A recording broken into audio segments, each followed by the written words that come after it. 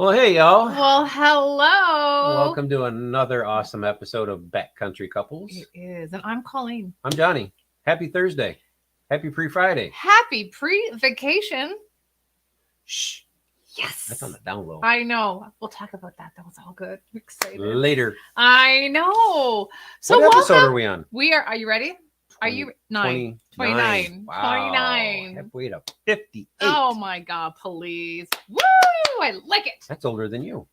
58 is older than me. That is true. Really, honey? But yes, it is. Love you. Yeah, I love you more.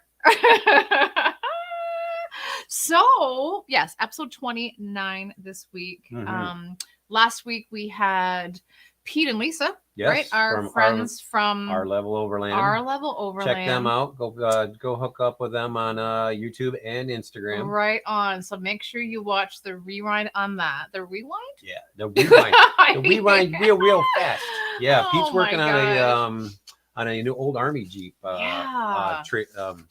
Not Army Jeep. He's working on an old Army. It was cool. Trailer. It's really cool. And I didn't know anything about that kind of stuff. So when we chat with couples who obviously are a little bit different than what we do, it's kind of neat to learn kind of what they're up to and stuff like that. So and to share it out. So I like that. That was pretty awesome. Yeah. It was. And we had a really amazing weekend this weekend. We, as everybody knows, maybe you don't know, but if you don't know, If you follow us on Instagram, you do know. right. We have Chicken Tramper. Is that the Instagram photo? Should I pose? Poser. You know it. Anyways, we were part of a photo shoot for Chicken Tramper. Mhm. And so we got to showcase our backpack, our phone pocket, our fanny packs, Water bottle holder. water bottle sleeves and stuff like that. A wallet. The wallets we got there. Yeah. So that was really cool. It was cold. Cool meaning / cold. We were actually on Lake Michigan. We were in one of our state parks, which is just about an hour and a half northwest of here, called Ludington State Park. It's absolutely gorgeous.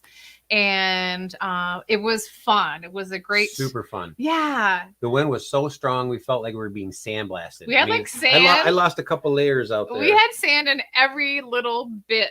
Like everywhere you can imagine. That was exposed. When we got just home. clarify. What was yes, exposed? That's true. That is true. So, anyways, so you'll see the benefits and the photos and the fun things from the photo shoot. We just had some Special few thanks to our photographer, Daylin. Yeah, so Daylin Matthews, was commissioned by those guys to do that. So it was really cool to do that, which was really awesome. Mm-hmm. And what else we got here? Actually, we were chatting with our guests backstage, and they actually asked us about how Camp Keel's going.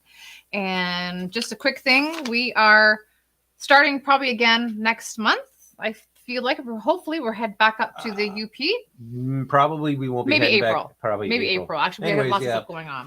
Long story short, real quick, a lot of people don't have their properties up for sale during the wintertime. They kind of take it off the market because of lack of interest and such. So nothing to bother with. Right. So we'll probably see a lot more popping up as we get closer to springtime. So probably late March, early April. So we're right in that little wedge area. That's where we're going to see, and then that's when we'll make another trek up north. I know. So make sure you follow along. It's really exciting. I'm really excited. It's kind of boring right now, but because there's nothing going on. But guaranteed, there's once stuff happening. There's stuff behind the scenes. There is.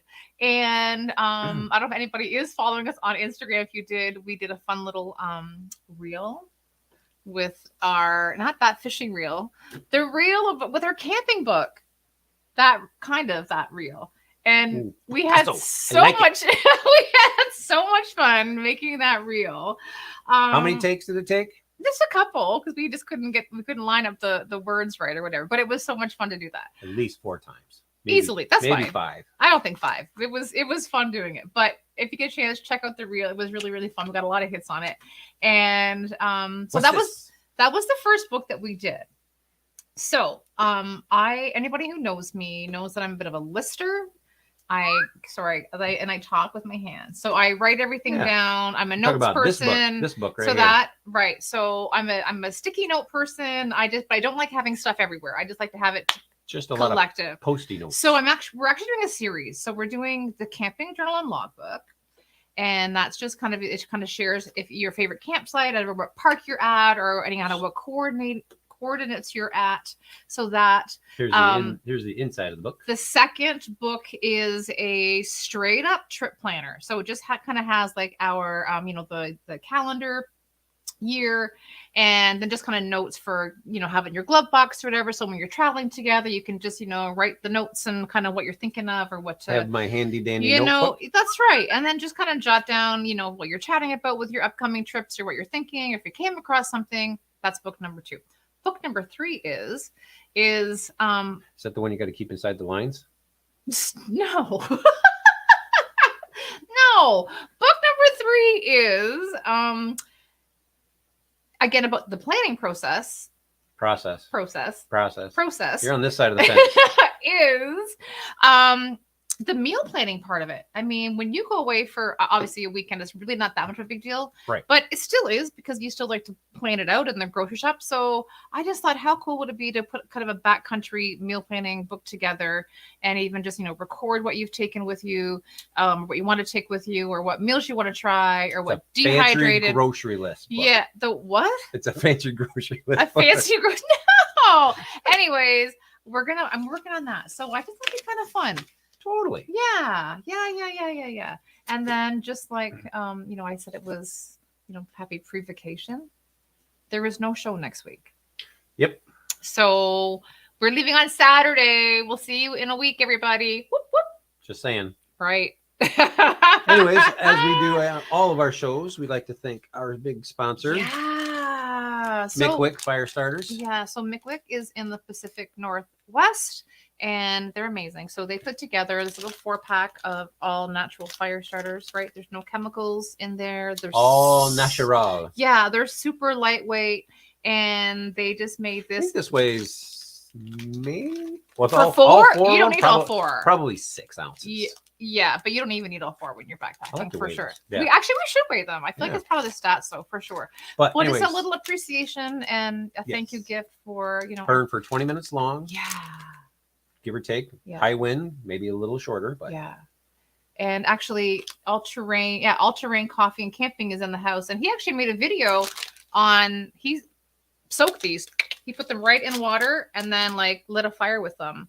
So true test right here. It's pretty awesome. Oh yeah. I know. Super excited about that.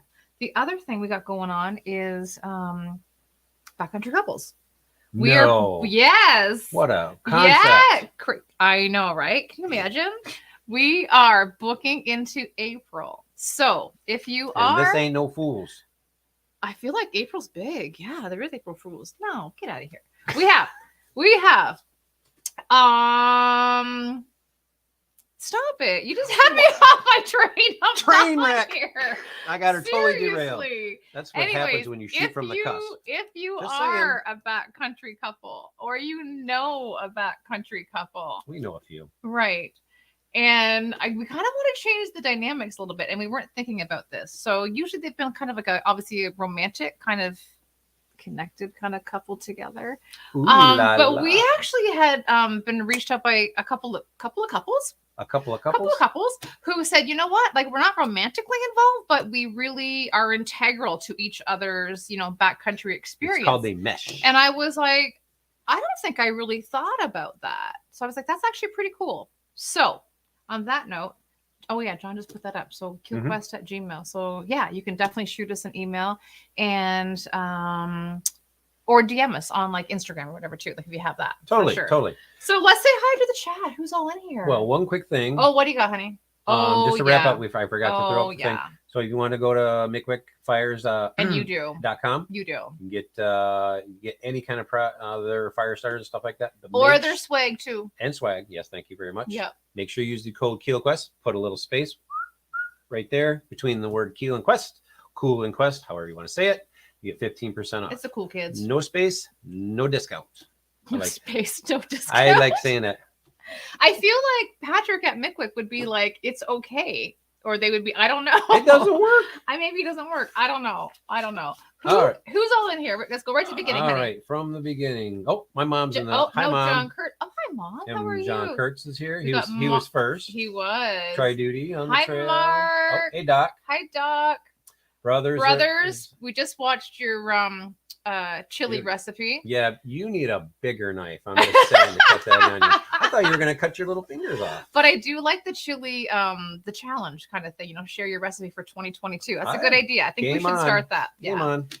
Canoe for change. Hey, all terrain coffee and camping. Jason, hi. Tangent trails. Hello.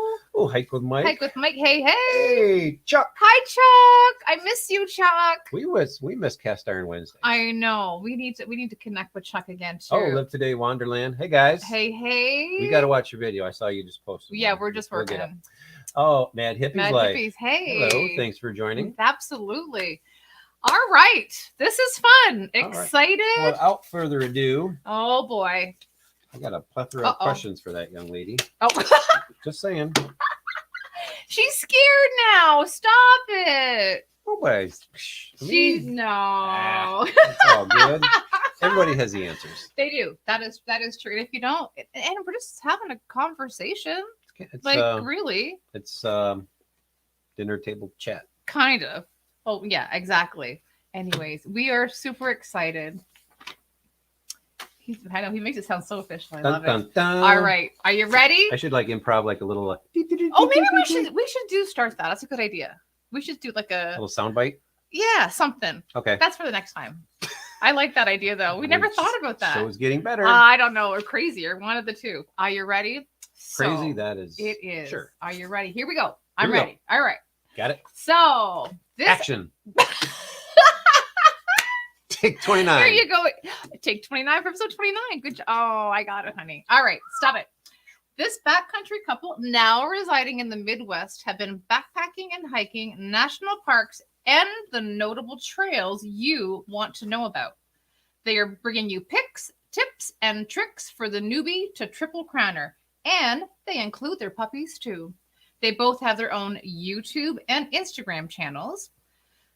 We have a lot to do, not a lot of time. Let's get into it. From outside comfort zone and Girl+Dog snack box of details, Jared and Patti. Hi, everyone. Hello, you nailed it. I had to get that in there for sure. Right. And we were reading some of the comments coming in, especially from Mad Hippies. So good, so good. Terrific. Yeah, Awesome. before we go too far, I want to say hello to Mom. I've seen her in the chat every week, so you have to make sure to say hello to Mom there. That's my mom. John's mom. Absolutely. I mean, our moms usually come in every week, and I think it's so cute that they do. And they'll pop on for half an hour, and they go, "You crazy kids! Look at you guys meeting all these people." Yep. That's terrific. Thank you for doing that. That's so funny. Let's say Mad Hippie said it's the do tell session we've been Oh, yeah. It was exception of your live stream. It's the first time we've been really together on the screen. Yeah. So Have you big secret for all you guys following right now. Have you guys been interviewed together before? No, this is only the second time we've been sort of virtual together. We had a couple of different clips where if you watch our videos closely, you can see one of us in the background of the other videos. But right. By and large, this is our big reveal. Big YouTube secret. Everybody knows. Oh my God, backcountry couples, honey. Yeah. In the chat there, Winging It like was a commercial. responsible for this. Yeah. I think it's great. I absolutely love it. All right. Awesome. Well, all right. Off the hop. How'd y'all get together? Well, this. We'll say, how do we survive? That's a two-parter. Come on. Yeah. That's part B. Let's start with part A. Yeah, he can start. So I started the channel years and years ago. Not years and years ago. I started the channel back in November of 2020 and started making tips for the Colorado Trail. And then details here was starting planning for her hike of the Colorado Trail. And we had sort of chatted back and forth in the comments board. But one of the things that I do on my channel is I send stickers to people just to say thanks. And so I'd mentioned, if you want a sticker, let me know. And she said she didn't do social media. And so must have been a couple of weeks in. It was a couple months. A couple months, maybe. It feels like it was really fast. I was sitting at lunch with a friend of mine, and I was telling my friend about her and saying, listen, she's just really cute, and I really like her videos. And And then my phone dinged, and there was a new Instagram message from Girl+Dog Adventures. And then what did it say though? It said, "I joined social media. Send me a sticker." Right to the point. I like I'm very to the point. I like that a lot. Okay. Yeah. So when I went out in late June, she was living in Denver and I was in Atlanta. And so she took Winging It, who's in the chat. She took the two of us to the trailhead to start our hike, and then came and met us a couple of times along the way.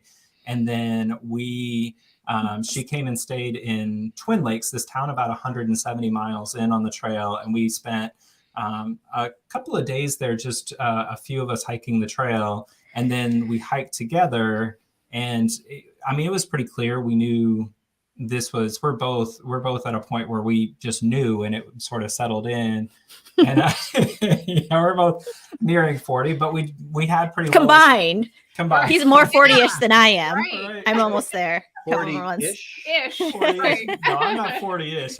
He's clearly 40, well actually, if you into look the at his 40s, ID. yeah. So anyway, we were climbing this terrible mountain, and we had decided we were living in separate places, and we had decided in Twin Lakes that if this was going to be a thing, we needed to be in the same town. And so we were climbing this terrible mountain, getting up the side of, if you've hiked the Colorado You told me Trail. it was a gentle climb and it would eventually even out. Yeah, they moved the trail quite literally in the time since I had hiked it the first time. when that happens. Right. So the video for that segment, because I did all the different segments, the video said, listen, this is going to be fine. It's a gentle climb that levels off. And so we were climbing, they rerouted it to get it off of this dirt road. And it was just a misery climb, And so we were on these switchbacks, and she yelled to me from one of them, said, listen, does this plan to be in the same place, does that involve getting married? And I said, well, sure. For me, it was a no-brainer. And so she said, all right. And then let me go hiking again. And so she went back to Denver to do her job. And by the time I spoke with her again, she had the venue reserved and the date set, and we met in person the first time in June, and we were married in late October. I love it. Yeah. Wow. It's the trail magic that you hear about on the Colorado Trail. It is. Congratulations to you both. Thank you. You are so welcome. That is so super exciting. Oh my gosh. It's been a good year for me. Yeah, and if you actually watched, is it in your segment video or just mine? Hang on, I was gonna grab my pen. Okay. If you watch the segment video, The CW1 and CW2. Right. That's right. That was our first hike together. Just 40-ish miles up a mountain. Nope. We got everything out there though. Yeah, what a great story. That's That awesome. is so, and I feel like that's a big reveal to some people.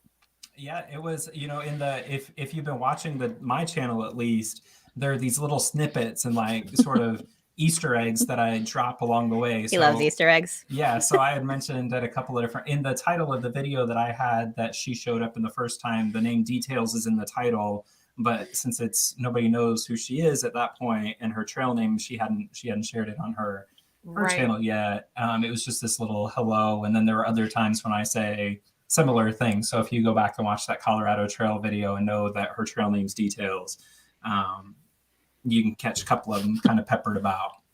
I love it. Amazing. Were you guys both outdoorsy growing up? You can go first. Kind of, I think we're about the same. Did a lot of car camping. Yeah, with the pop-up tent, with the trailer and the minivan with the mom. And yeah. And so I did. Seems to be the norm. Yeah. And I sort of got into it. She got into it later in life a little differently, the backpacking thing. But I got into it. I started in graduate school traveling on a motorcycle over the summer. And so I'd go around the country, and I rode to Alaska, and I would camp with my motorcycle. But when you're with your motorcycle, you have to stay right near your gear because everything is sort of strapped to it. And so I always wanted to get deeper. So a couple of years of traveling by motorcycle, I got a car that I could camp in and sort of drive around and get into it. But you got into it a little differently. Yeah. In my family growing up, they had cabins in Hayward, Wisconsin. So in the summer, it was every summer we were in Hayward, Wisconsin. You go out and you build your forts and you go sleep outside and play war with your cousins. Right. So I don't know if that's a Midwest thing. Do you go out, you build like a fort and you play war. You throw things at each other. Sure you do, right? Yeah, Absolutely. Or use Roman candles, or You build those little pockets, like you put the acorns and everything, the leaves, you throw them in the fire and they explode. Like that's what you did as kids. Oh my god, I love it. I love it. No, that is we true. use slingshots. What? You guys were naughty. We don't. We're very nice in Canada. We don't do that, Like, sorry, did that hurt? right? How do we? Try to do Just the rules. Just have the rules. Got to shoot below the waist. Oh, there we Yeah. go. See, everyone's saying, "Yep, did that too." Dr. Yeah. Maine, true. Yeah, Mark, we did that too. You guys are crazy. Come on, Hey, I'm telling ya. Wow, that's. I See, feel like it's a thing. I'm not it crazy. must be a thing. It is a thing. Oh my god. Yeah. And then when I lived in Tennessee, I tried to hike, but it was so hot and humid. I couldn't do it. And then once I got to Colorado is when I would do more of the day hikes. I'm not Right. wasn't a through hiker or anything. I don't know Right. if I'll ever be again, honestly. But I love hiking and I love, backpacking, the camp and hikes overnight, and just having a good time with Remy. He's my buddy. Absolutely. And she hikes with her dog. So when we were hiking, her pack was 40 to 50 pounds starting out because she had all the dog food and supplies for that. And I mean, just really, really pretty incredible how heavy it must have been. I mean, No I wasn't kidding. going to Oh, carry yeah. it. dog food ain't light. It's like No. people 30 pounds. I'm like, no big deal. Right? Like Yeah. I do marathons with 30 pounds. Yeah. Come on. Wow. So- So, oh, you go ahead, honey. No, I was just gonna say how we found these two. Yeah. Yeah. So when we started doing our research for our little trip to the Isle Royale, we came across your channel. Yeah, you popped up, right? Because I was like, wait a minute. And obviously, when you research, you just YouTube everything, right? Oh yeah. And then I just did it kind of by like updates and sequentially and whatever. And I was like, all right. And then your personality resonated with us. The fun factor was there. It wasn't straight up, we want to get through, get to the trail, fastest known time, go, go, go, go. It was like, hey, you're here to appreciate everything. You were meeting fun people along the way. And Which we did. yeah, but it was really cool. And that's, I think, how you resonated with us when we found you, which was kind of cool. Yeah, that park's just incredible. I've been, with the motorcycle trips, I've been fortunate to have been to every national park except for 3 in the lower 48. And so I've seen, and the 3 that I've not visited are the 3 they just turned into national parks. So, it's been really, I've been really fortunate, but that one is, I'd say top 3, one of the most incredible. And it was just a really good time and getting up there to see that park. And, it was actually when we were just sort of starting to message. Right. And I had done all this. This is just a little fun story for you. Fun story. Yeah. So I had done this. We talked a little bit about the Myers-Briggs. I don't know if you know that test with personality types. I do. Yeah, for your personality test. Yeah, so I'd done all this research, and she's a very specific type. It's actually the rarest type for a woman, and so She's I like was a gem. I like that. yeah, exactly. So I did this sort of internet research, like what's it like to date somebody? I'm an INTJ. I can just say INTJ. I'm an INTJ. Yeah, and so I had all this, and one of the things it said is that that an INTJ, the way you know if they like you is they try to help you, and so they can. You have to be really careful to make sure that when they're trying to help you, you don't get offended by it. So on that hike, I got to the ridgeline where I finally had cell service, and I sent her a picture of this beautiful landscape. I mean, just the lake Superior, the trees and everything. And she sent back just a short message that said, "Do you want me to Photoshop it?" I can make that better. Yeah, exactly. And I turned to my friends and I was like, "She likes me. Yeah. She likes me." And I was just trying to help because I'm nice. Yeah. Oh my Yeah, god. that's an epic view up on the Greenstone Ridge. That's right. That's right. Yeah, That's exactly what it gorgeous up was. there. Absolutely gorgeous for sure. It was So incredible. we have to talk trail names. Yeah. So how did you get them? How did you get your names? Snack box and details. Come on. There might have to be. There's a story behind this one because Good. I didn't Let's accept my start with trail your snack name. box, or not. Yeah. So, I'm looking at him and I was like, details. yeah. Well, mine came. I hiked the John Muir Trail in 2018, and Okay. it was the day before resupply, so I had my bear canister, and it was full of just wrappers. And it Sure. was just snacks and wrappers. I mean, it was 4 gallons of trash at this point. And I said something smart alecky to somebody at the campsite we were staying at. It was a group of people.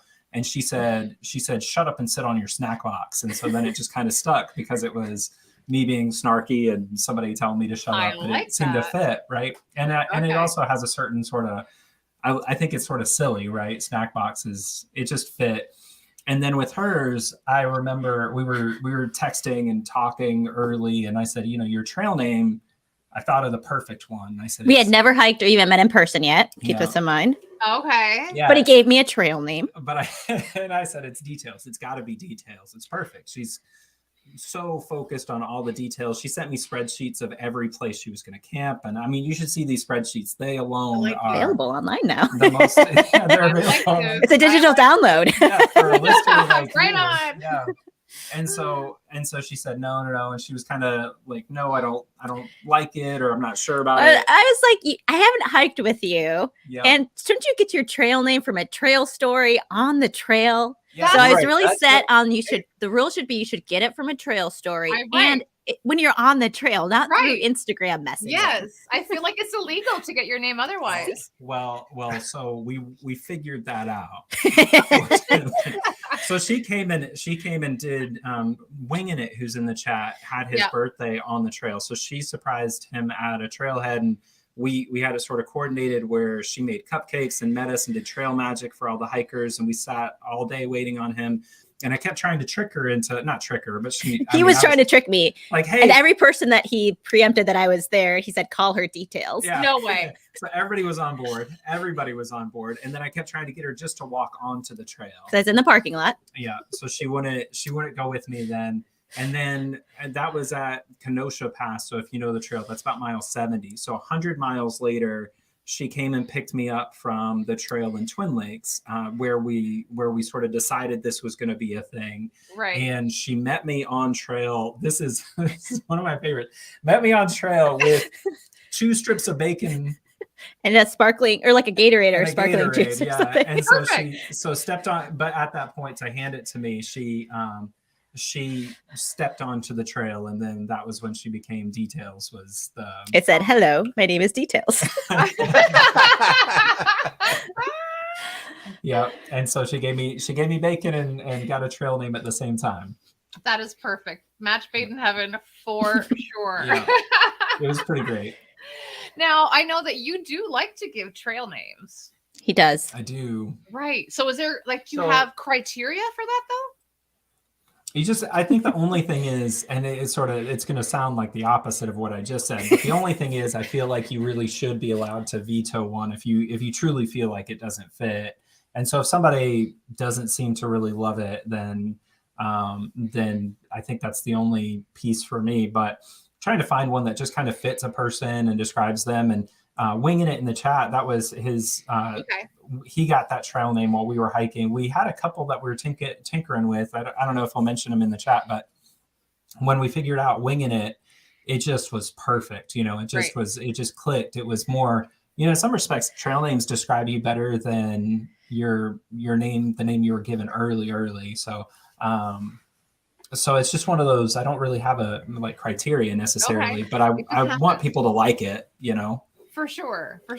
Like we had Chica and Sunsets were on here, and I think Sunsets was saying that someone gave him sparkle farts or something. It was you know what I mean? It was something ridiculous, and he was just like, that is not me, that's just not my thing, and I'm gonna say no. But you watch you too know many what I mean? reels. It's not sparkle. It was something like that. Get in the truck, sparkle farts. We got chaos spread. But either way, he ended up going with Sunsets, which was a little more, depicting of his personality and what he enjoys and all that kind of stuff on the trail. So I get that point. Absolutely.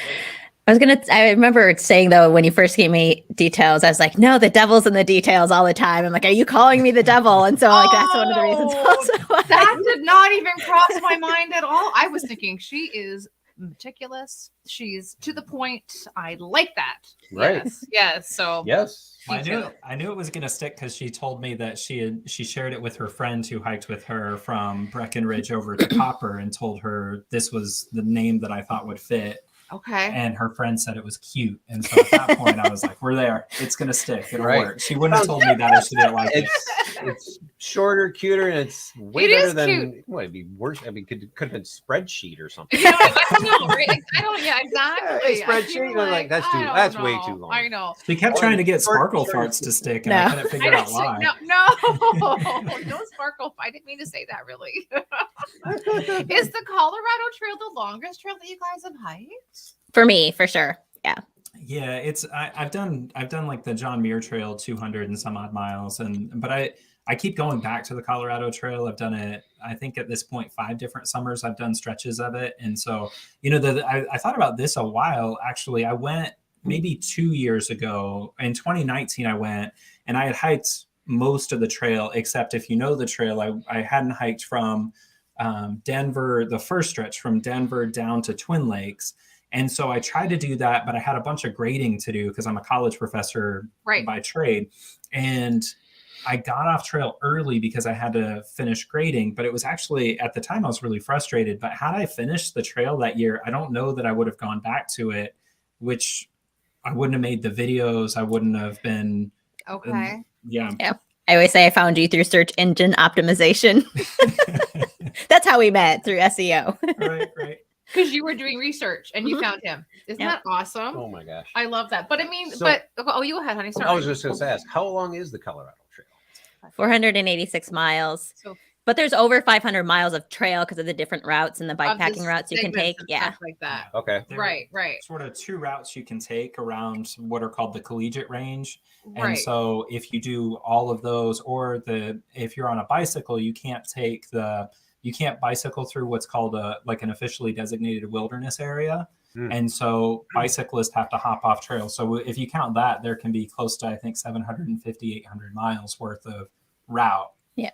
But it's a terrific trail. It's really great. And I see a number of people who we met on the trail have stopped in. So B Silver actually hiked it with us as well. Oh, that's cool. We met him on the trail and a That's couple really of others. It's awesome. terrific. Yeah.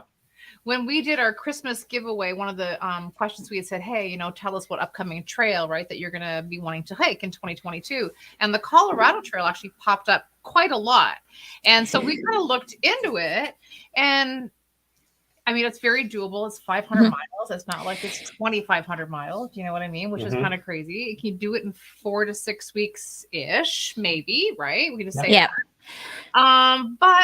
But there's segments. Like, I like to do like 100 It's approachable that way. Like, yeah, right? So, Patty, you said it was like 500 miles of fun in 2021. And I was like, I love that. I had to have a theme goal for the year. Yeah. Get us through COVID. Right. Right. So how long did it take for you to do it? So total, I had 29 trail days. Total days with the zeros in it would have been 34. So I did end up taking extra 0 days because of Remy. So for one of my dog tips is always, like you probably need to plan an extra day just for your dog to rest versus what you need during your 0 days. Yeah. So, and then Jared, you did yours straight through. I did mine straight through, and I did 24, 25 trail days this year. And so not counting the 0 days. You but had 2 zeros, I think. Yeah, I had 2 zeros. I took a 0 in Breckenridge. No, that was in Nero. And Twin Lakes. Okay. And so, I think it was 24 days all told. And the thing about the Colorado Trail that's really great is it's really nicely graded. And especially as you go farther into it, so the start of the trail is lower in elevation, but when you get toward the end, you can start averaging big miles, even though the mountains are spectacular through the San Juans. It's really incredible. But we started out with maybe about 20-mile days or so. And by the end of it, I was putting in pretty consistently 24 to 27-mile days. Yeah, and I'm not an athlete at all. That's the thing. Holy moly. Yeah, I did one day was 12. Wow. Well, I had one day, actually it was the day that Winging It and I got split up. I did 38 miles, and it was just sort of, there wasn't a lot of climbing. It was a dirt walk and like a dirt road. And but it's just a great trail for accessibility. So if anybody wants to hike just certain sections, it's really easy to access and really super well supported. It's I mean, truly one of the most special trails And again, for anybody, any ability level, there's something out there for you. Which is really good to know. I feel like you guys are like the official, unofficial ambassadors of the Colorado Trail. Well, we're doing our world tour in the U.S. I feel like that's it. You know what I mean? Because you guys, like, you both took like different approaches, right, to the trail. Yeah. Right. So details, you had Remy with you. Mm-hmm. Like, that's a big, I would say investment, but I mean, that was in any way, like, you know, time, money, everything. So yeah, tell us about that. Yeah, so for me it was, I had not hiked probably more than 15 miles ever, because I was a day hiker, right? So 15 miles would, you know, get me started at 8 and by about 3:34 go grab a burger, go home, right? And so when I decided to do this, I'm like, I have to gear up to be able to do this and gear up Remy as well. And so then I was doing a lot longer hikes and doing a hiking camp on the weekends to sort of do training for it, make sure that Remy was prepared too. And really test out different types of gear, slim down my pack, because it's a different type of hiking, right? than you would do when you're normally backpacking. But what I found out too is just like I was only going to worry about one thing at a time when I was doing my training hikes. And I also have to understand that I have to worry about Remy first. So I needed to feel comfortable in everything I did, and also be able to carry the weight of his pack if he wasn't able to go on with the weight of his pack. And so it was just different things to consider. And dogs don't always tell you that. Some of them are very stoic and they'll keep going on and then they'll just, stop. So it was one of those things where like water for me was really important. Water filtration systems, making sure that he wasn't overly exposed, taking enough breaks. So I definitely hiked at a different pace than most people would do. I was always slow and steady because I'd always end up leapfrogging the same people and I'd eventually catch up, but I would just hike slower and hike longer. But yeah, worrying about the dog and then the food. And then if he got sick on trail and having sort of the backup to the backup plan, because I was alone too. And I don't have any family or anyone in the area as well. So yeah, it was just a different type of planning experience to be able to worry about my dog first and foremost before worrying about myself, to make sure I was prepared for the trail too. Right. How did you know he was ready? When he got to 14 to 15 miles a day during our day hikes and training hikes, because that was sort of what I had planned when I was planning the length of the trail and where I'd stop over, is like I could do 14 or 15 miles easy. So can Remy by then with a day's rest. Because that's the thing, is like they could do back-to-back days of that mileage. Right. But then you throw a 20 miler in and they're done for 2 days. Right. So it was just like when he was ready for that, then the next time, if he seemed ready in the morning, push him a little bit further. But the minute he would get tired, and we'd rest a couple hours during the day too, just so he'd take time to be able to do that. But right. It was funny how you just said about how you have to prepare to carry his pack too. I actually read an analogy that they said that if you hike with your dog, it's kind of like when you're on an airplane and then the oxygen, drops down. You have to be able to have the oxygen first to help your child or the person that can't help themselves. So you have to be on the ready. Do you know what I mean? To know what to do just in case. So that's exactly what you were doing there. But I mean, hiking with a dog is, we don't have a dog, but we're going to get a dog. We move up north. But there's a lot of things to consider. Like it's wild. Like we were canoe camping. We went to Algonquin Park and did a 6-day loop, and it was absolutely beautiful. You have to do that.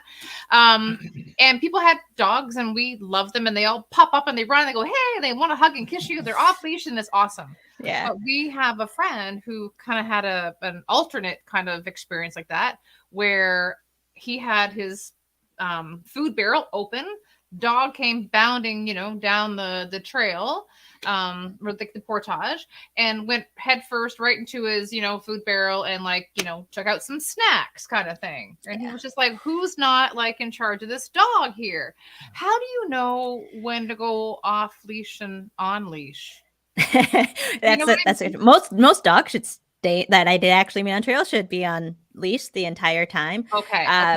If I knew I was in an area where there wasn't a lot of traffic, like it's definitely farther out into the trail, for sure. And areas where I could see ahead, a lot of the times I would be able to take him off leash. And trail training, like even my puppy. She's 18 months. Like, she's not going out. He wants to take her out all the time. Like, no, she's not ready. She's not ready? trail trained. Okay. But I did like practice commands, especially in and out of the tent in my house in the basement. Like, I set up the tent and go in and out because that's the first thing.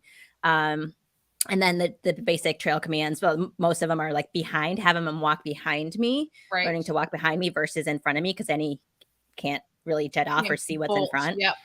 For going off leash. And I only did it where it was allowed to go off leash as well, because there is one, I think it was the Holy Cross. No, it's a massive wilderness where you have to keep them on leash, one of the wilderness areas. So definitely make sure I did that, but just had the proper equipment. But it's always safer to have them on leash than off leash as well. Right. Very good. So did you use like one of those hip leashes kind of a thing? So you're hands-free? This lovely Girl+Dog adventure stretch. And you can buy them on the website. You can.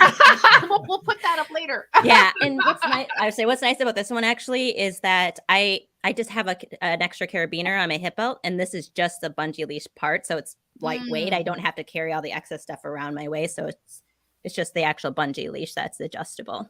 Oh, nice. Right. No, I like that for sure. And one of the videos we were watching was, and we weren't even thinking about it, was dog hair. Yeah. I know that sounds weird. It's a thing. It is such a thing. But I mean, of course. Yeah. I know, but I mean, if you think of how many days on the trail and you're not picking up dog hair. Yeah, well, and it was very helpful for like the dirt and the sand, actually. Like when you're cleaning out your tent, you can just like wipe it all down and gather it. So yeah, I did bring the silicone sponge with me. Right, because I feel like that is a thing. You know what I mean? Like that, you want to keep it nice and neat and clean and good and all that good stuff. My goodness. Right, you're on a trail and you want to keep neat, nice. Yeah, and you clean. do. Yeah, you do. You have to start clean to stay clean. So. Yes, you do. You're I dirty. agree. Sometimes it's fine to be. It's fine to be dirty. Sometimes it's no problem. Yeah. I swear. That's the truth. No problem for her. Oh gosh, how much water did Remy carry his own water too? No, I don't put any consumables in the packs because throughout the day, that's when you get the imbalance of the pack weight. So I carried all the water and I carried all the food.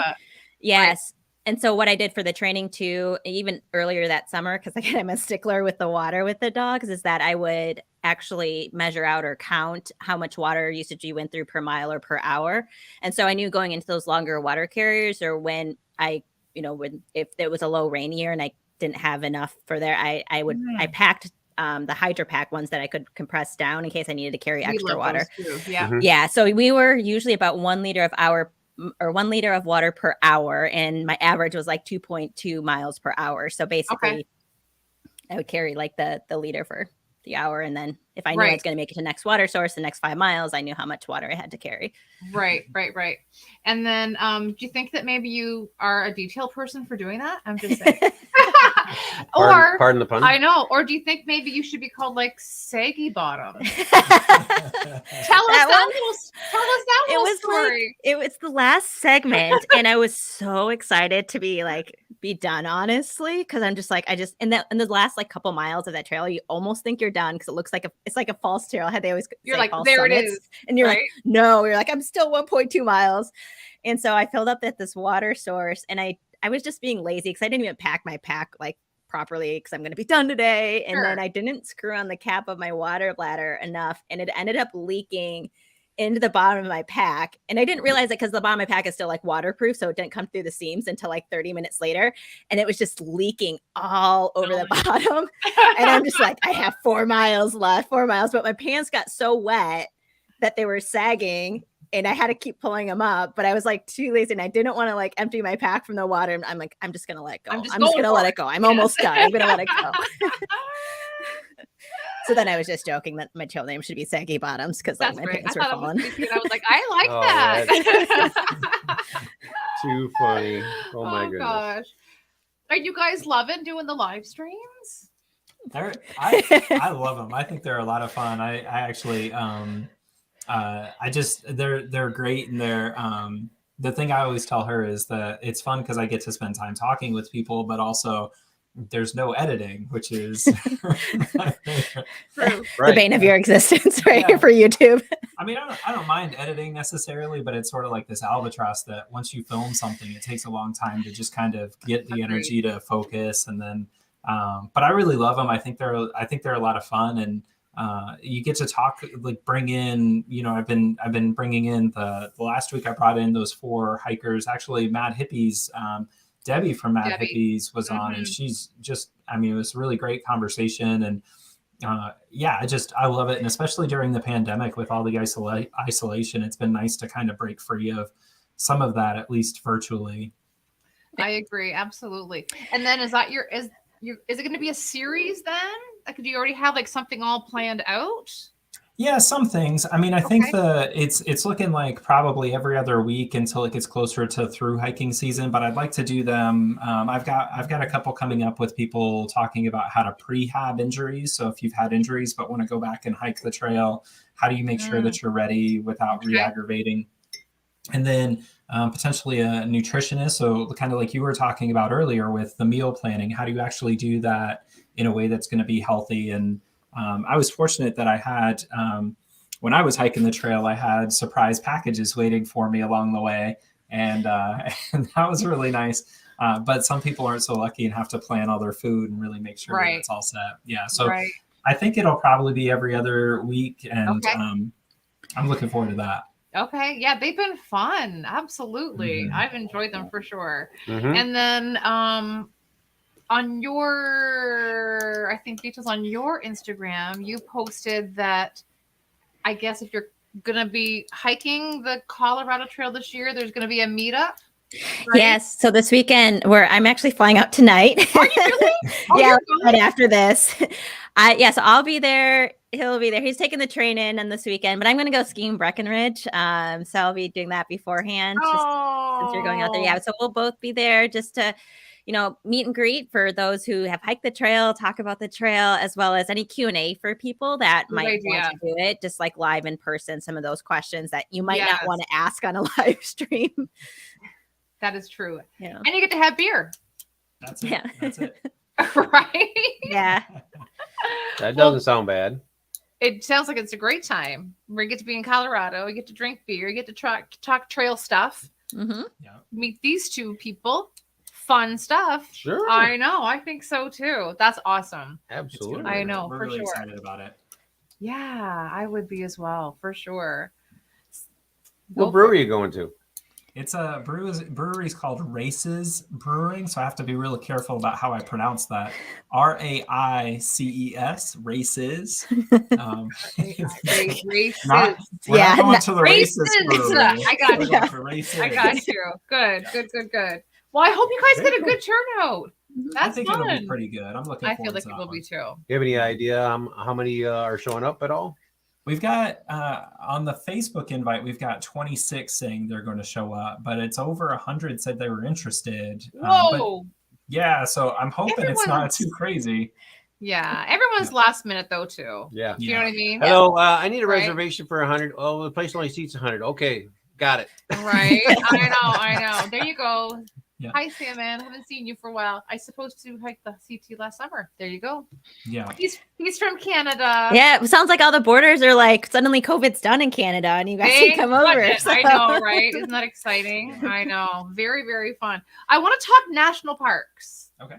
Because we love the national parks and we got to cross off a few ourselves in the last couple of years. And obviously not Jared, you have done three left to do.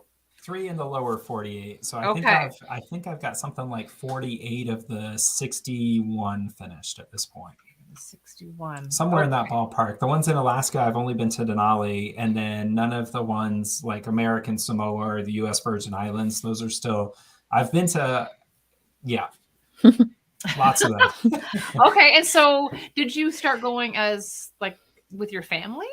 Like this was all part of the motorcycle trips. And when I was buying, I went to an Eastern Mountain Sports. It's a sort of REI local to New England when I was in grad school in Boston. And I was buying my tent and sleeping bag. And the guy selling them said, are you going to go visit some national parks on your trip? And I said, well, I don't know. Should I? And he said, this line changed my life, truly. He said, yeah, they're national parks for a reason. And so sure enough, I think I went to 19 that first summer. Whoa. And it was great, but some of them were too fast. So I think I spent maybe like 3 hours in Yosemite, for example. And after that, I've been back 7 or 8 different times. I mean, I can't get enough of that park. Yeah, that's blowing through it. 3 hours. Yeah, it was really fast. But again, I had to stay near my motorcycle. So I would park my motorcycle and then walk. And I got to see a lot. But after that, I've spent, I mean, I think upwards of about 6 months worth of days in the park ever since then. So going back and just Yosemite alone? That's it. Yeah, that park is just, I mean, your favorite park? Without a doubt. Yeah, I have goosebumps right now, quite literally thinking about how good it is. It's so that one, Island Royal, though, to be honest, is way high. There are only a few parks where if you told me it was your favorite park, I would not put up any argument whatsoever. And Isle Royal's on that list. Zion is incredible. Okay. Even Kings Canyon or Glacier. Okay. A couple of those. Yeah. Okay. Yeah. I mean, it's astounding what we found out when we started researching on Isle Royale that being the least visited national park, but the most revisited. So when we were out, one of fourth night. Yeah. We were just hanging out. Farm. On the dock there. Hanging out with a few hikers and stuff like that. Guy was been there 38 times. The other guy was there 13 times. Yeah. So the one guy who was there 38 visits, he's seen 24 moose and 8 wolf sightings. Oh wow! Which is pretty amazing. Of the 38, so I mean that's quite. That's pretty incredible. Absolutely is pretty incredible. It was really amazing. We're 1 for 1 for moose. We're 1 for 1. We are. But so even today in the news, like on CNN or whatever, but read the mindless news in the morning. Garbage news. It is. But anyways, there was an article on why you should visit the 10 least visited national parks. And I was like, no, don't put that out there. Then everyone's going to go. Everyone's going to want to go. It's like Guy Fieri doing diners, drive-ins, and dives. And it's like, he takes a bite. It's like, and they all go, I mean, because that's what happened with Pictured Rocks up here in Michigan. They did a beautiful story. I think it was even a National Geographic. I think they were less than 500,000. And then within 2 years, it was 1.4 million people visited the lakeshore. And I was like, holy moly. But anyways, we should just make up national, tell people the ones that we don't want them, that we don't plan to. Or just make up a name and have them travel there. Right, go that way. But there was one on the list that I'd never heard of, and was the Voyageur National Park. That one's really close to you all. Well, I mean, if you go up the UP, it's up in northern Minnesota. Right. It's in her neck of the woods. Right. It's pretty incredible, too. It's very much for a canoe trip. So a lot of your the canoe folks in the chat there would really love it. It's a little bit tougher to reach, but it's pretty well supported. And certainly, if you liked Algonquin, then you'll like Voyageurs. Okay. Is it attached to the Boundary Waters? It's sort of, I believe if I get the geography I think it's a little east, bit, I think it's east of the Boundary Waters, but it's effectively like the Boundary Waters. So it's very, very similar. And you may be able to throw a rock into Canada. Yeah. Okay. So we're going. Well, technically, you can in open waters, you can go to the. Yeah, you'd be able to canoe there. As long as you don't put your foot on the ground. Yeah. Right. That is true. But we're going to Glacier in September, and we're just starting to figure out, kind of where we're going in and out and around, what we're going to be doing, whatever. Can we hit Voyageur on the way there or no? If you go up through the UP, you could probably do sort of it depends on M2. He's going to look it up now. Hopefully we're going to be in the UP up like that. That would be nice. Inquiring minds got to know. I know, right? I think US Highway 2 goes through there, and I think you could probably hit it, but I think September might be a little tougher. I don't know how well supported it is in September at Voyageurs, but it might be fine. I think there's also pretty affordable houseboats. That would probably be if you're on a quick trip. Right. Get a houseboat for a night or two and then head out and visit that way. Okay. It is a park where you kind of need to get into it to enjoy it, right? Okay. So there are some parks where you can pass through and have a great time. Sure. And then there are some where, like Kings Canyon, for example, if you went there, you would have to hike or else you wouldn't get a feel for how good the park is. Okay. Okay. And then one park that I don't think we ever want to go to is the Everglades. Oh, it's so great. It's Are you incredible. sure? It's 100%. I will lose my mind. It's so Just terrific. Watch the tide charts. It's the, Well, that's the one thing, and I wasn't even thinking about that. I mean, No, she's thinking alligators And and, then when we saw- anacondas we- and pythons. And we stuff. saw no. that video, and we're No. just like, how does that happen? You're not gonna believe me when I tell you this, but if you, I'll help you plan the whole thing.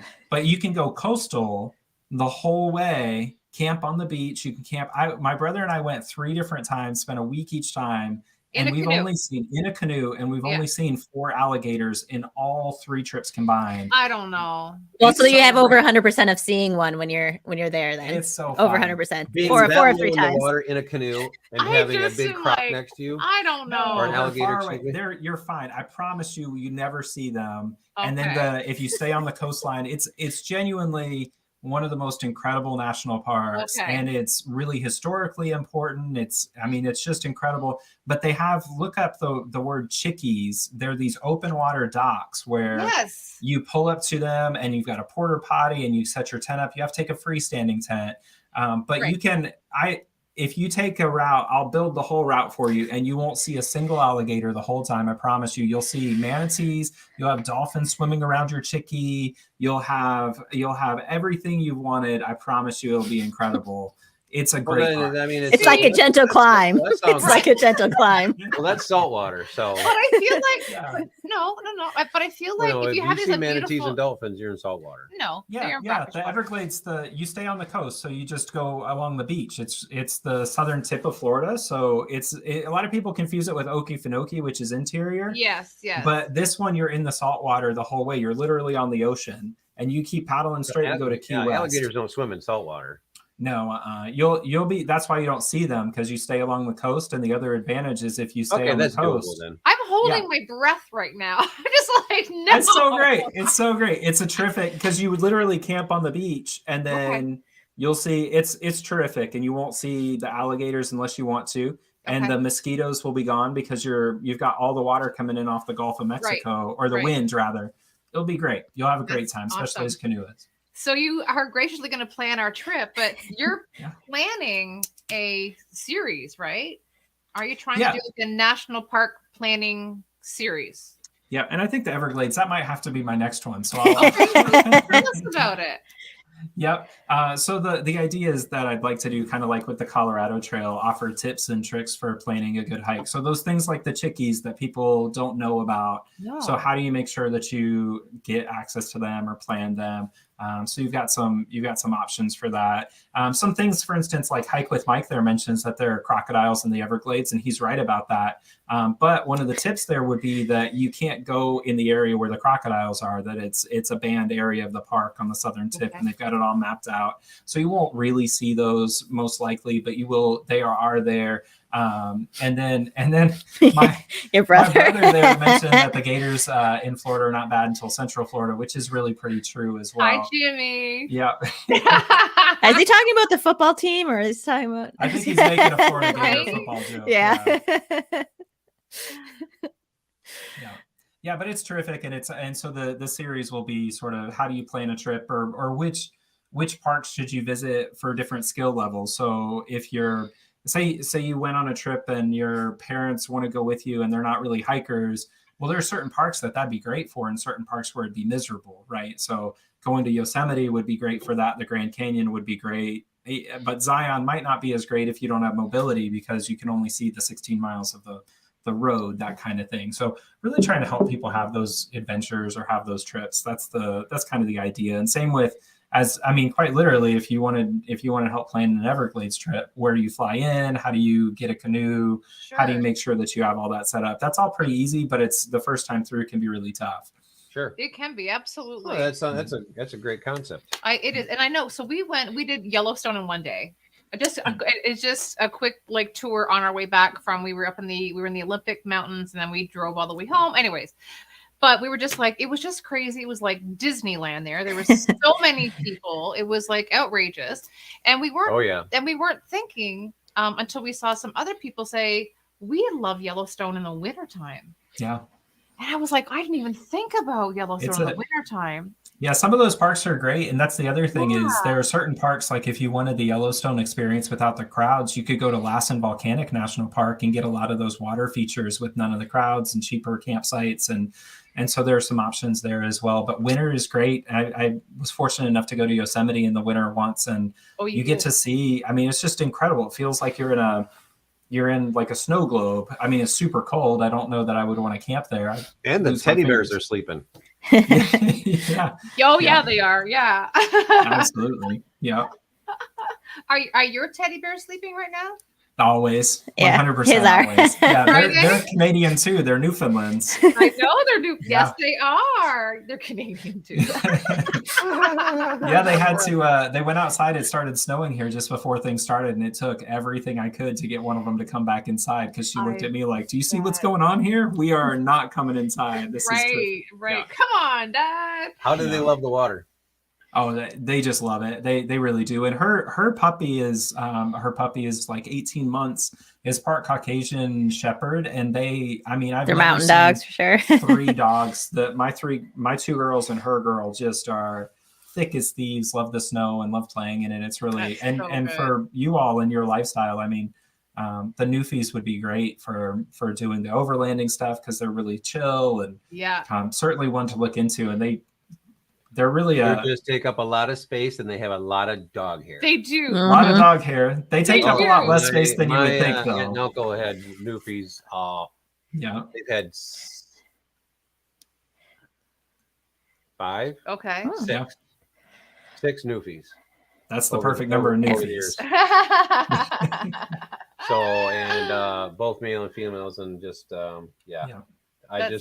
tons of hair. That's true. There's a couple out of Canada called Canoe the North, and Yeah. they canoe with their Newfoundland. Yeah. I love And I that was like- channel. They're great. I was like, what? Because they wear toques. Dog, right? Oh, here we go. Do Newfoundland, Thanks. do Newfoundland Thanks, wear? Jason. Yeah, they do. They're built. Those dogs have built-in toques. Yeah. Oh, besides your house bears and your 2 puppies, have you guys seen a lot of like animals out in the wild? Like, Oh, just hiking? Yeah, hiking. I haven't seen actually in all Colorado. I never saw a bear once. Oh, geez, It was just the moose on the Colorado Trail, and I've seen elk a lot. Elk, foxes, deer. But yeah, not. Well, I haven't seen a mountain lion, but I'm sure he's seen me. right. Oh, no, thank you. Nope. Yeah. Wow. Yeah. Oh, We- and the infamous black squirrels that like they taunt Remy in the morning, the ones that like climb up and steal his food, and they like Oh, sit yeah. in the tree and just taunt him, and Oh, yeah. he's They're the That's worst. crazy. That's why you need a bear barrel is for those things because Yeah. they're terrible. yeah. Black squirrels, Right? gray squirrels, red squirrels, Oh, fox you get 2 squirrels. of them. One's like, "Hi, look how cute I am." This guy's like tormenting something else. You know what I mean? They Yeah. love bears. They're rascally Oh, yeah. for sure. What about you, Marmots. Jared? Marmots, yeah. Well, Have I you had had- actually speaking of those bear barrels, I had mine.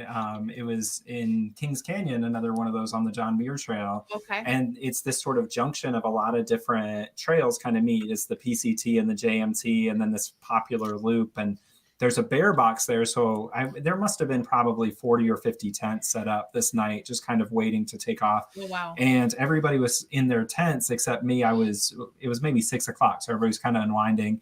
And I turned around to grab my toothpaste, and when I turned back around, maybe 7 feet away, standing looking at my bear can was maybe a 2-year-old black bear.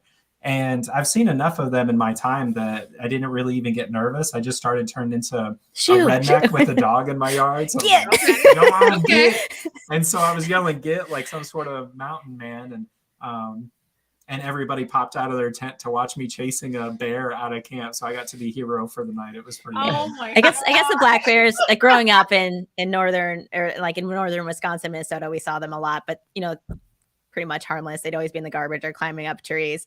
But I remember a story like I had a Rottweiler for 13 years. Oh, I love She just Rotties. passed in 2019, but we were up in Gunflint, Minnesota. If anyone knows that area, it's like right on the border. Canada, very northern. And my Yes. brother, when Suki was, she was 10 by that time. So she's just slow, like not going to go anywhere if you didn't have her on a leash. And my brother went up to get something and came down. And on the way down, he saw this black thing by the trash can. He's like, oh, Suki, come on, Suki, come on, Suki. And all of a sudden he like was like, ah, bear, skit, skit, skit. And he didn't know what to do. He thought the black bear was my dog and just comes running down like the driveway to where we are by the campfire. But I just remember that story. So Suki the Rottweiler looking like a black bear. Oh my gosh. No kidding. Tell me about the marmots. I've never seen a marmot. Oh, they're so great. They're various sizes too. Yeah, Really? they live way up in alpine environments. They're like kind of gopher family-ish, and they Right. They're weasels. Like run woodchucks. They're in the woodchuck yeah, family they too. look like Okay. a woodchuck. So they're big chunkers, right? And they love food. So when they get acclimated to people, they're really sneaky, and they'll pop out of. They live in rock formations, so you'll hear them talking to each other. Yeah, they're like peeping, like the. Yep. And they'll just bark at you as you go by. But then if you aren't careful sitting down when you get your snacks out or food or whatever, you'll turn around and it'll be gone. Oh, and so they'll they're just come get it. sneaky. They're Yeah. a little bit sneaky. They're real talkative. They're fun though. They're really beautiful animals overall, and they run like idiots. So if you get a chance, look up marmot running and just find somebody with a video, because they run like a caterpillar that's had a little too much nose candy or something. Mountain beaver, mad hippie. Mad Oh, here heavy you go. Mountain beaver. They're mountain beavers. That's a great description. Yeah, mountain beaver. I love it. I love it. I love it. Yeah. Oh gosh. Oh, it's too funny. The one thing that I really loved about how when you are hiking, we're hiking, everyone's out doing stuff. You have, a great day on trail, and all you want to do is sit in your chair if you brought a chair, or you want to relax a little bit. But sometimes that's not the best thing to do, right? So how do you have been doing like this whole like exercise? Oh yeah, my Health stretching. on He'll the tell you. I was like, are you trail. stretching? Yeah, like health on the trail kind of thing, which I feel is really overlooked. It's probably the one thing that kept me going. Like I had a stretching routine, like in my tent every single night. Like it would probably take me about an hour to wind down, right? And so I figured out a way that I could do it like from inside my tent and just stretch before, just because I have knee injuries, and Achilles injuries, Okay. and all these other previous sport injuries that I have to deal with. And Right. really, if you're hiking long distance, especially with the weight for me, Mhm. I had to stretch every night, and in the morning as well. So Right. that was my biggest thing. Is I think if you are looking to carry an extra pack, or you're just not used to hiking that many miles, like stretching will help prevent a lot of those injuries, Okay. or at Okay. least the reoccurrence of them. And just a big supporter of just stretching, even with the weightlifting or anything that you want to do for strength training. But yeah, for me, I love stretching, and I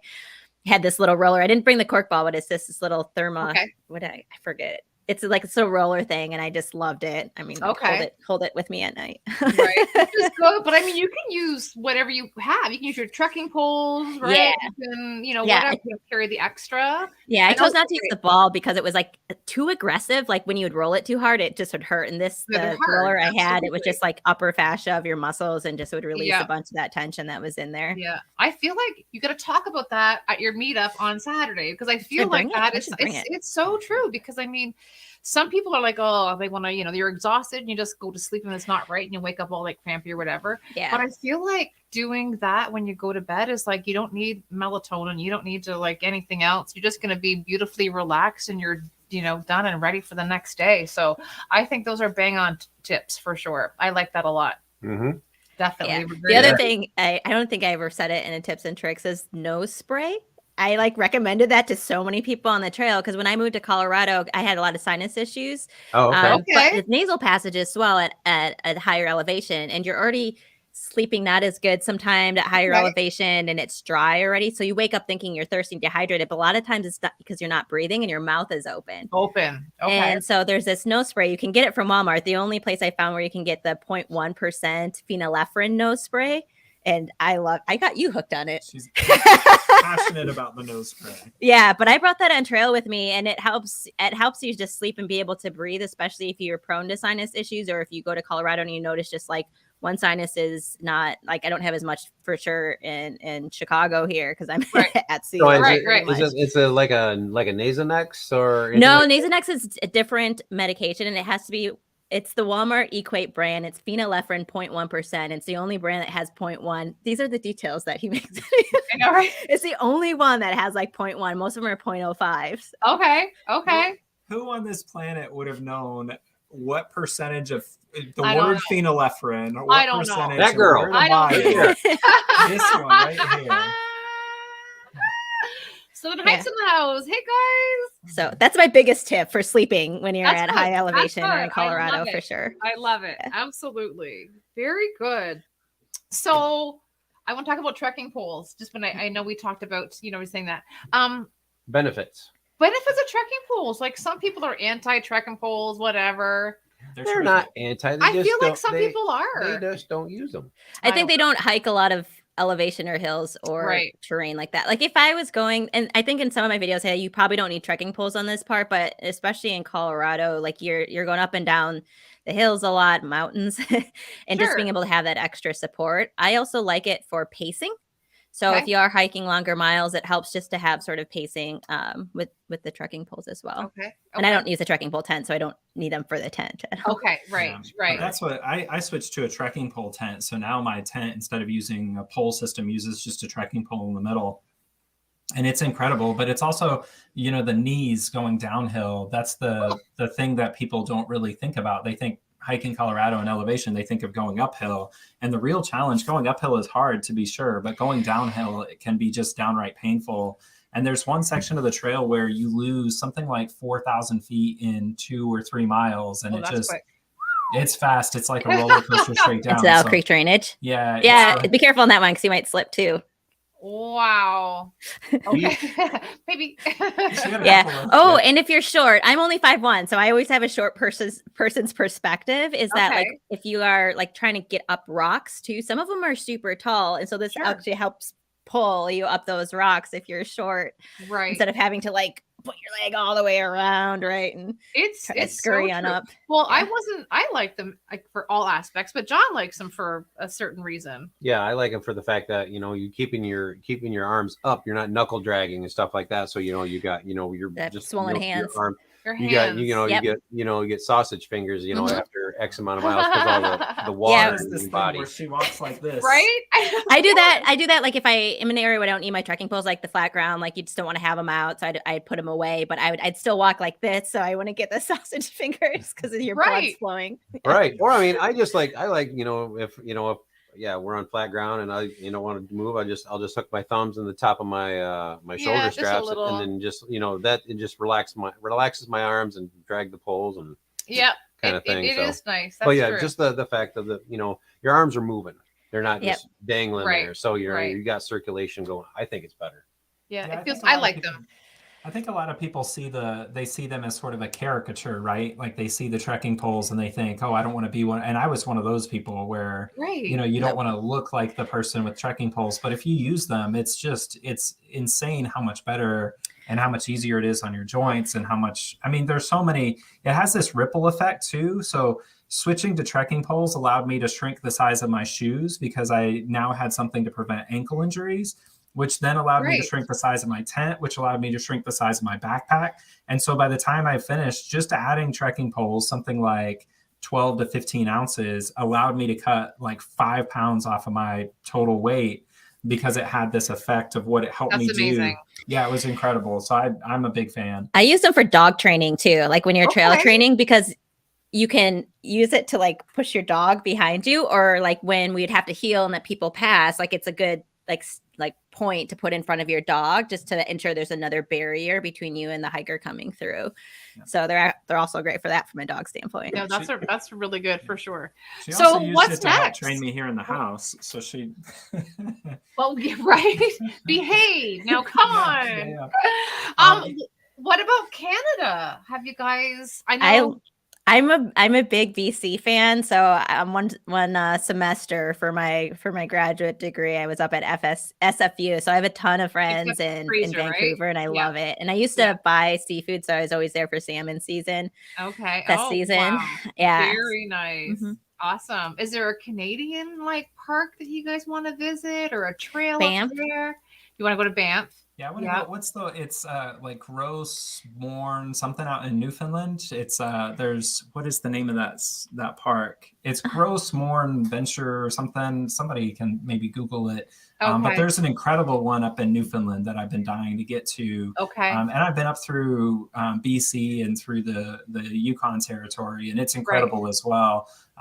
But yeah, I think I'd love to see the East Coast north of Halifax, that kind of north of Nova Scotia. Yeah, it's beautiful. Sounds awesome. I want to go to the Calgary Stampede. Oh, geez. I'm gonna try to hit that up. I think it's always over July 4th though, but I'm gonna try to hit that up this year because you're gonna try and do that too. Yeah, I'm trying to plan an overlanding road trip to Denali and back. So I wanted to go through like Montana, Idaho, visit friends in Seattle, drive up through Vancouver, Denali, and then back through Calgary, and down through like Minnesota and back here again. So we'll see. That sounds like a trip. Yep. Bring your cowboy hat. Yeah. I have my boots from Tennessee. I feel like you already have boots for sure. Yep. What about Michigan? Is there any other place in Michigan that you want to come up? Yeah, I'm dying to get to the Porcupines. My God. Yeah, I love the Porcupines. 45? There's 90 miles of trails in the Porkies. Yeah. Yeah. And we just got like a little taste of it when we were there. Oh, you're thinking of Pictured Rocks. I was thinking Pictured. Yeah. Porkies. Yeah, we definitely need to get back to Porkies. Oh, gorgeous. We want to hike more of the west side. Yeah.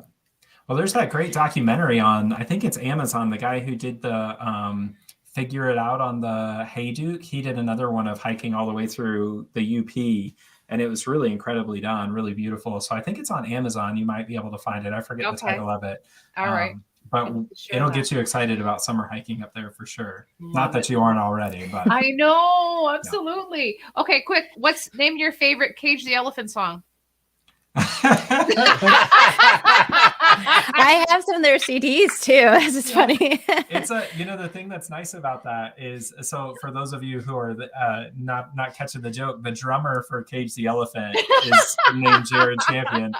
And it's terrific because you hear all these stories when you're growing up, especially when the internet came out and they're all like, be careful what you do online because it's going to follow you. Yeah. And then this guy gets super successful as a drummer and gives me all kinds of cover for any stupid thing I've ever posted online.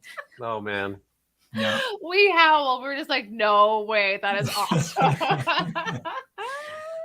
Oh, that's terrific. Yeah, she told me your name, and I go, wait, what? He's like, what? So I'm like, I jumped on it, and it's like, oh, here we go. Yeah. We thought that was good. I mean, their biggest popular song, "No Rest for the Wicked." So, that's Ain't right? No Rest for the Wicked. Right. So besides this weekend, right, little weekend away, walking down the street. right? What's your big trip this summer? She's doing Alaska, and then I think I'm leaning toward doing the CT again, but trying to do it faster this time. So trying to do it in 21 days. And then my parents are likely to come join me at the end, and we'll do Trail Magic this will be in July. So I'll hike the trail, and then my parents will come out and we'll spend the rest of July doing Trail Magic and hopefully find a way to get my pups out there to Colorado. And so she might be able to join for some of it. Her Alaska trip will be in middle to late June, and then after that. Whereabouts Alaska you heading up to? Just drive up to Denali. I'm thinking of renting one of those teardrop trailers that have you can go off-roading into, and just take Remy and kind of vlog the entire trip through North Dakota and Idaho and Montana, Washington. Wow. And then back down. Yeah. Do you have a Subi? An SUV? No, a Subi. A Subaru. Oh, no. No. I got a Jeep. Okay. She's a Jeep girl. I'm a Jeep girl. Thing. That's cool. No, yeah, those teardrops are nice, lightweight too. Yeah. Oh yeah, they're really popular. Yeah. TC? Yeah, TC teardrops just north of you. Teardrop. Okay. Yeah, because I know there's Colorado teardrops when I was Colorado, so that's how I kind of got into it. I'm like, oh, these are really nice, and they can fit in the garage and perfect. TC's in they're in Wisconsin. I think Wisconsin. Okay. Yeah, because they were at an event that we were at last year called Core, which is Keweenaw Outdoor Adventure Retreat. Which is beautiful. But yeah, you should check them out. TC teardrops for sure. Yeah. That's awesome. Yeah, I don't know if they rent them or not, but they make some beautiful teardrops. Yeah, for sure. You guys have been so much fun. Yeah, thank this you is for having us. Blown by. I can't believe it. I can believe it, but it goes so fast. You know what I mean? I feel like it was a big giggle fest. I've been doing a lot of giggling. Yeah. But I have to leave everybody with the perfect backcountry quote. Uh-oh. Oh. Whose video? He said, uh-oh. It's the perfect backcountry quote for a backcountry couple. Okay. And it's courtesy of Patti. Well, she's probably thinking, okay, She's like, what did I say? There's a few videos out there. So we get their YouTube Oh, yeah. up and stuff like that. So Yeah. John's gonna put your YouTube. Yeah. So Girl+Dog Adventures, Okay, right? You right can here. see, Chillax. right? You can see details on that. And then before I say our quote, you've got a website, right? Okay. It's an amateur site. I have to preface everyone. That's okay. That's good. That's how you Didn't want anyone to start. steal the name. No, right. It's so good. I think it's perfect. So you've got that. And then we've got outdoor. And are Hey, you a do your secret thing. spy? Why are you backcountry champion and outdoor comfort zone? So I couldn't get the same name for the Gmail. I did the website, the Outside Comfort Zone first, Okay. and then I don't know if we have it here. Patty saved all the stuff for Backcountry Champions plural. So I already got it all, so you can't Right. take it. Right. Good. Good. So there might be good. some collab in the future. Okay. Yeah. I love it for sure. All right, everybody. Thanks for hanging out. Here we go. So just to let everybody You got know, it? yeah, let them know, I'm nervous. Why? Why are you so nervous? And I built it up, so now it's going to be terrible. I'm just getting everybody's Instagram. in You there got so everything in there, honey? Yes. There they are. They're all popping up. So everybody, Okay. go please follow. Absolutely. It's so much fun. Perfect backcountry couple. Again, lots of excitement and giggles and laughs. And are you ready? Yep. Here you go. Sometimes to find your footing, you have to threaten to push them off the mountain. And I found that quote twice from you, I'll tell you. Oh gosh. Once was actually in the chat last weekend, and I was like, oh, okay. And then you commented on one of the videos, and I was like, oh, so this is a thing. Yeah, you can actually. There's one video. It's tucked away real quiet in one where I said it to. I threatened to push her off a mountain going up Hope All Pass. right. But there Yeah. is something about, when you need an extra push or whatever it is, you're there for each other. You know what I mean? No. Yep. A lot of love for sure. Oh yeah. Awesome. Well, Oh. thank you very, very much Thank for you hanging out too. with us tonight and answering some questions and giggling and You're welcome. some fun stories. And And if anyone's in the Denver area, come stop by and Yes. see us on Saturday. what time on Saturday? 4 p.m. Mountain. 4 p.m. at Mountain time. Races. Races Races Brewing Brewery. Company. You Yeah. got it. Yeah. RACIES. IES. RAICES. RAICES. There we go. Yeah, we got it. Oh, he's gonna put it in the chat there. Very, very, very good. Fabulous. Well, stick around, right? So John's gonna drop you down there as he's typing though. We've got it Yeah. in. He's got it. I Beautiful. multitask. You did for sure. Thanks. Awesome. Ow. Thank you again. You're welcome. Oh, Bye, everyone. You're welcome. You're welcome. It was our pleasure having you guys on. Absolutely. Totally. So yeah, stick around. We'll be right back with y'all. Sounds good. Whoop, whoop. You're funny.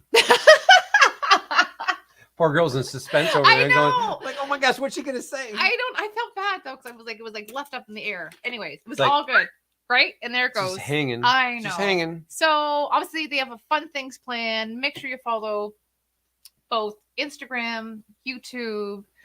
Fun stuff coming up. Yes. I like the national park series. Scroll through the chat. You'll see the links to their Instagram pages Yeah. and their YouTube Right. pages. So Yep. check them out. Definitely Give them a look over. Yeah. for Kind sure. of pick them up. And if you like what you see, follow along here, subscribe. We Make have sure Instagram, you're hitting that subscribe button, Yeah, hit that for little sure. bell, hit the like button. and Helps the channel. we I have think. been. I don't. Who knows? You can do the thumbs down. I don't care. It doesn't matter. But we usually do the show every Thursdays. at 7. What do you mean Back- usually? Well, we're not doing it next week. Oh. That's what I mean. So we are on hiatus for 1 week because we're going on vacation. Somewhere. Or we're going to. I'm just gonna Sit. say no. Sit. I'm just gonna Sit say. it. I always say that I'm going on holiday, and he says vacation. vacation. But We're in America. I know. Get some. I know. So thanks again. Thank you all for joining us on this week's episode. It was a lot of fun. It was a lot of fun. for Total sure. lot of fun. It was. So stay tuned. We'll see you on March the 10th. And yeah. For another awesome backcountry Oh couples. my gosh. It's We'll a good be one back again. better than ever. And maybe with a suntan. All right. Have You're a good killing night, me, everybody. Smalls. I know. You're Have a killing good me. night, everybody. All right. Thanks again. Be very, safe very out much. there. All right. Thank you, everybody. Cheers, guys. Peace out. We will see you on the next broadcast.